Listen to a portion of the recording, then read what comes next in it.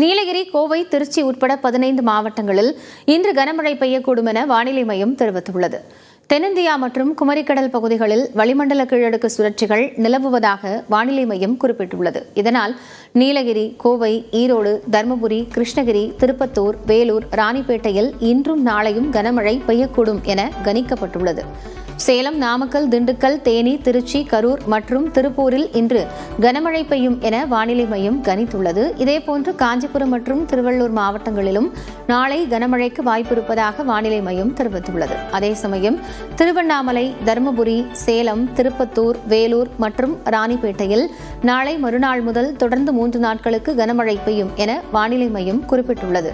சென்னையை பொறுத்தவரை நகரின் ஒரு சில பகுதிகளில் இடி மின்னலுடன் கூடிய மிதமான மழைக்கு வாய்ப்பு இருப்பதாக கணிக்கப்பட்டுள்ளது.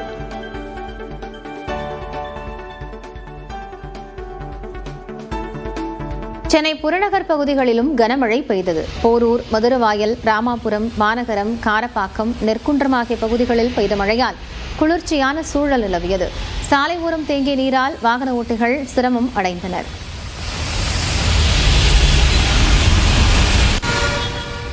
திருநெல்வேலி மாநகர பகுதி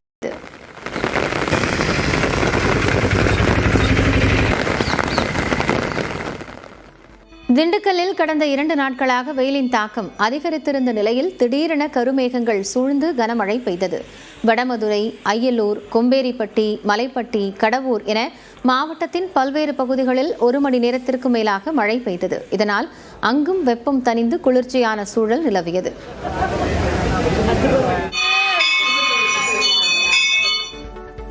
தஞ்சையில் காலை முதலே வெயில் வாட்டி வதைத்த நிலையில் பிற்பகலில் திடீரென கருமேகங்கள் சூழ்ந்து கனமழை கொட்டியது.